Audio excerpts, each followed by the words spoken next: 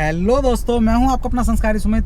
मैंने जो पिछले 3-4 वीडियोस बनाए हैं सीएनजी के इंस्टॉलमेंट की टेक्निकलिटीज़ को लेकर, उनको देखने के बाद बहुत से कमेंट्स आए हैं जो लोग कह रहे हैं कि भाई आपने फंसा दिया हमें, आप हमें सही से बता दो। हम इतनी छोटी छोटी चीज़ें हम नोटिस नहीं कर सकते, ना देख सकते हैं, ना इंस्टॉल करने वाले को बता सकते हैं। हमें सीधा बता दो कि भाई हम कंपनी फिटेड ले लें या फिर बाहर से लगवाएं। इतनी चीज़ों में हमें मत फंसाओ। तो उसी के लिए मैं ये वीडियो बनाने जा रहा हूँ। सारी चीज़ें बिल्कुल क्लियर हो जाएंगी। सबसे पहला सवाल ये था कि भाई कंपनी फिटेड ले लें या फिर जो बाहर से हम किट हैं वो लगवा लें। तो उनके लिए एक ही आंसर है। अगर आपने पैसे खर्च नहीं करें, अभी आप 4 लाख 5 लाख खर्च करने वाले हैं, क्योंकि बहुत लोगों की प्लानिंग होती है हम i20 ले लेंगे, सेकेंड हैंड फोर्ड की ले लेंगे, कोई सी भी गाड़ी, उसमें किट लगवा लेंगे। तो मेरी सलाह अगर मानेंगे आप तो भाई प्लीज़, भले ही मारुति पसंद नहीं भी आपको, आप वो 4-5 लाख रुपए कंपनी फिटेड मारुति की गाड़ी ले लो, सीएनजी वाली। अगर आपका प्लान गाड़ी लेते ही सीएनजी लगवाने का है, चाहे पुरानी हो चाहे नहीं हो। कुछ लोगों का ऐसा भी है 6-7 लाख रुपए 8 लाख रुपए की गाड़ी लेने चाह रहे हैं, ब्रेजा वगैरह लेना चाह रहे हैं, कोई सी भी गाड़ी हो A to Z किसी भी कंपनी की हो वो लेना चाह रहे हैं, उसके बाद सीएनजी में स्विच करना चाह रहे हैं। तो अगर आपका मन है, आपको सीएनजी में जाना है, तो भाई प्लीज़ थोड़ा सा दिल पे पत्थर रखो और कंपनी फिटेड ही ले लो। मारुति की गाड़ी ले लो कंपनी फिटेड जिसमें सीएनजी आ रही हो, क्योंकि कंपनी फिटेड को भाई कोई मैच नहीं कर सकता, स्पेशली मारुति को। तो अब आप कहोगे भाई ऐसा क्यों कह रहे हो, तो ऐसा उसका एक ही रीज़न है कि कंपनी फिटेड में जो मारुति, मतलब एक इंस्टॉलेशन तो एक अलग चीज़ हो गई, उसमें तो उन्होंने महारत हासिल कर ली है, लेकिन साथ में उन्होंने जो प्रोग्रामिंग की है उसको बाहर कोई भी नहीं कर सकता। ये चीज़ है। Hyundai जो फिटमेंट कर रही है वो चीज़ आप बाहर ले सकते हो, बिल्कुल वही चीज़ आफ्टर मार्केट फिटमेंट वाला ही है उसमें सिस्टम, उसमें कुछ अलग नया नहीं है। लेकिन जो मारुति का फिटमेंट है वो इंस्टॉलमेंट के साथ साथ जो प्रोग्रामिंग है उसको कोई मैच नहीं कर सकता। ये चीज़ आप ध्यान रख लीजिए। और उसके साथ साथ मारुति ने एक और अलग चीज़ की है दूसरों से, वो क्या है कि थोड़ी ज़्यादा हीट जनरेट होती है सीएनजी गाड़ी में, ये आप भी जानते हैं। इसीलिए कहा जाता है कि हेड में शिकायत आ जाती है, हेड में दिक्कत आ जाती है। तो मारुति जो भी सीएनजी गाड़ी बनाती है उनके हेड चेंज करती है, बिल्कुल बात फैक्ट है। ये हेड दूसरे लगाए जाते हैं, ये नहीं है सेम वही गाड़ी पेट्रोल पे चल रही है, सेम उसी गाड़ी में सीएनजी फिट कर दी, ऐसा नहीं है।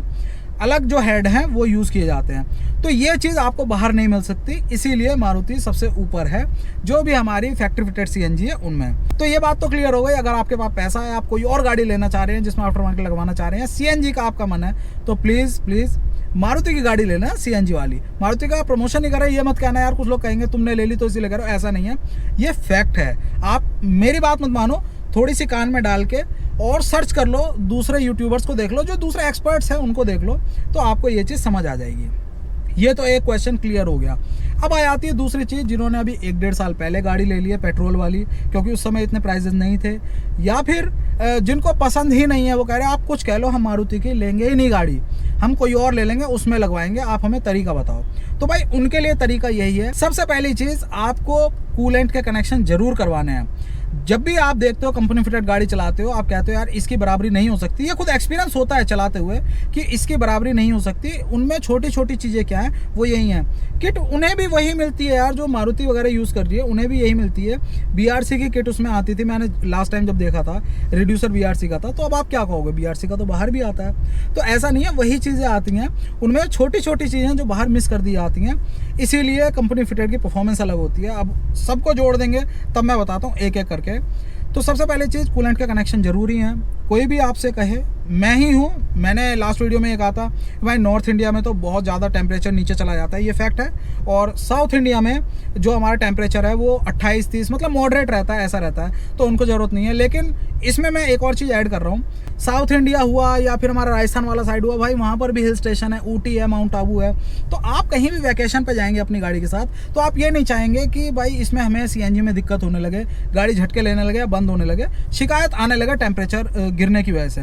तो आप ये मत सोचो कि मैं कहाँ का हूँ, मैं सिर्फ नॉर्थ इंडिया का हूँ या जम्मू कश्मीर का हूँ। और दूसरा क्वेश्चन आता है कि भाई हिली एरिया में ही लगाएं क्या, उसमें कनेक्शन करें। भाई हिल्स में सबसे पहली चीज़ सीएनजी होती नहीं है। सबसे पहली चीज़ पकड़ लो, हिल्स में सीएनजी स्टेशन ही नहीं होते, तो आप हिल्स में कहाँ से चलाओगे सीएनजी पे।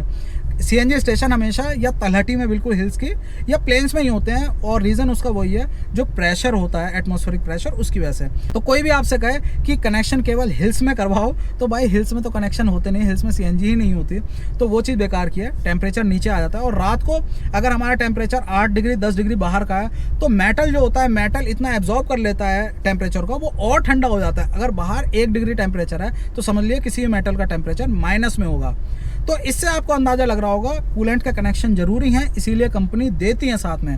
अब आप पूछोगे भाई कौन कौन सी कंपनी देती हैं और कौन कौन सी कंपनी की लगवानी चाहिए हमें किट। तो जो भी हमारी इटली की कंपनी है सभी एक जैसा ही वर्क करती है, एक जैसी हैं। चाहे आप बीआरसी ले लो, चाहे आप जो हमारी लोवाटो है वो ले लो, लैंडी रेंजो ले लो, टोमासेटो ले लो, कोई सी भी ले लो यार, सभी एक जैसी हैं, सभी बढ़िया हैं, और सभी वहीं के सारे इंपोर्टेड आइटम यूज़ कर रही हैं, और AEB का मोस्टली सॉफ्टवेयर यूज़ कर रही हैं। तो ऐसा कुछ नहीं है, डिफरेंस नहीं है। जो भी डिफरेंस आता है वो इन छोटी छोटी चीज़ों का ही है। इनफैक्ट लोवाटो में तो आपको ये फ़ायदा हो जाएगा, मैं चीज़ जेन्युइनली बता रहा हूँ, लोवाटो में ये फ़ायदा होगा आपको कि जो फ़िल्टर मैंने बताया था, फ़िल्टर यूज़ करना मस्ट है।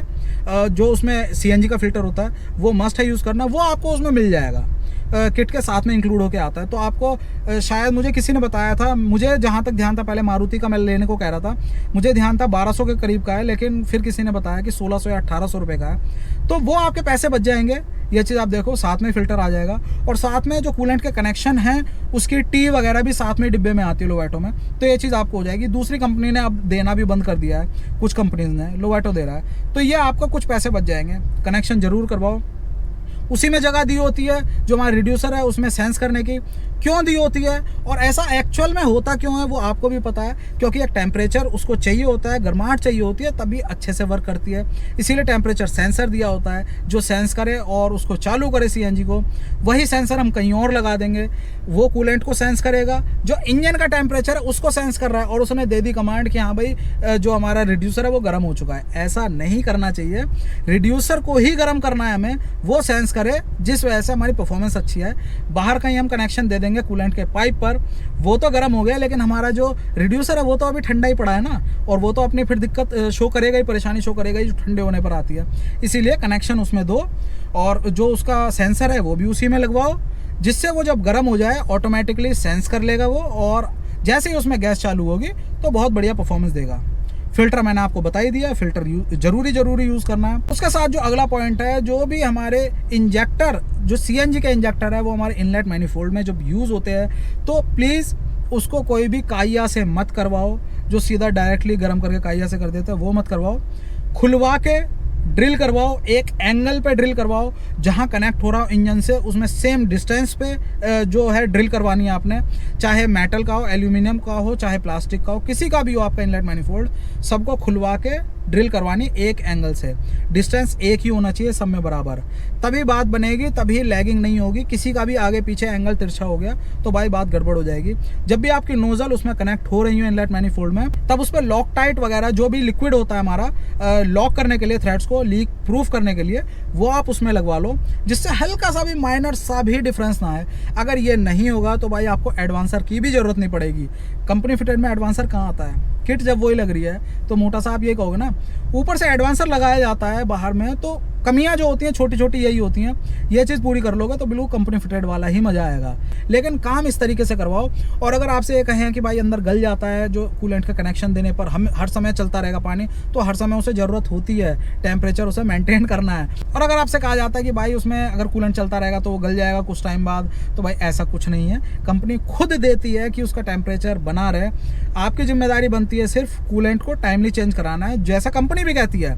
जो हमारी कार की कंपनी है वो भी कहती हैं, किसी कंपनी में 20,000, किसी में 25,000, किसी में 30,000 किलोमीटर बाद कूलेंट को पूरा फ्लश करवाना होता है, उसकी भी लाइफ होती है। अगर आप वो नहीं करवाते तब भी भाई आपकी जो गाड़ी का रेडिएटर है या गाड़ी के इंजन की वाटर जैकेट है, एल्बोज हैं, पाइप्स हैं, वो भी गलने लगेंगे, गाड़ी को ही दिक्कत होगी। तो वो तो आपको करवाना ही मस्ट है। और अगर आप वो टाइम से करवाते हो तो चाहे रिड्यूसर हो चाहे गाड़ी हो, दिक्कत किसी को भी नहीं होगी। कूलेंट का काम और ज़्यादा लाइफ देना होता है, कोरोजन फ्री रखना होता है, ना कि उसको किसी भी चीज़ को काटना गलाना, ऐसा उसका काम नहीं होता। और दूसरा काम, कूलेंट जो है हमारा उसको मेंटेन करके रखता है टेम्परेचर को, जैसा आपको पता है इंजन का भी मेंटेन करता है टेम्परेचर।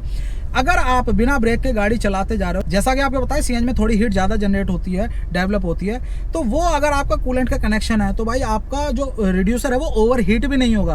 आप किसी दिन, आपके अगर कनेक्शन नहीं है, आप किसी दिन चला के देखो भाई, 200 किलोमीटर करीब चलाओ और एक बार इंजन खोल के देखो, कितनी गर्मी होगी उसके अंदर, आप छू नहीं सकते। इसीलिए कूलेंट का कनेक्शन जरूरी है। वो एक तो टाइमली उसे गर्म भी कर देगा और दूसरा ओवर हीट होने से बचाएगा। कूलेंट उसमें चलता रहेगा तो टेम्परेचर मेंटेन रहेगा, जिससे आपकी लाइफ बढ़ेगी, कम नहीं होगी। तो ये आपके क्वेश्चन थे, कंफ्यूजन जो क्रिएट हो रहा था वो शायद आपकी समझ में आ रहा होगा। बाहर की किट में दिक्कत नहीं है, कोई पर्टिकुलर ब्रांड नहीं, जो भी आपके स्टैंडर्ड ब्रांड्स हैं जो सामान दे रहे हैं। लोवेटो में इसीलिए बार बार कह रहा हूँ क्योंकि उसमें फिल्टर है और एल्बो और कूलेंट का कनेक्शन वगैरह सामान साथ में आ रहा है, सिर्फ इसीलिए, और कोई रीज़न नहीं है। तो ये था इस वीडियो में। आई होप आपको इसका आंसर मिला होगा, काफ़ी चीज़ें क्लियर हुई होंगी। अगर आपको वीडियो अच्छा लगा हो तो प्लीज़ लाइक करना वीडियो को, शेयर करना अपने दोस्तों के साथ, सब्सक्राइब कर लेना संस्कारी सुमित चैनल को। जय हिंद।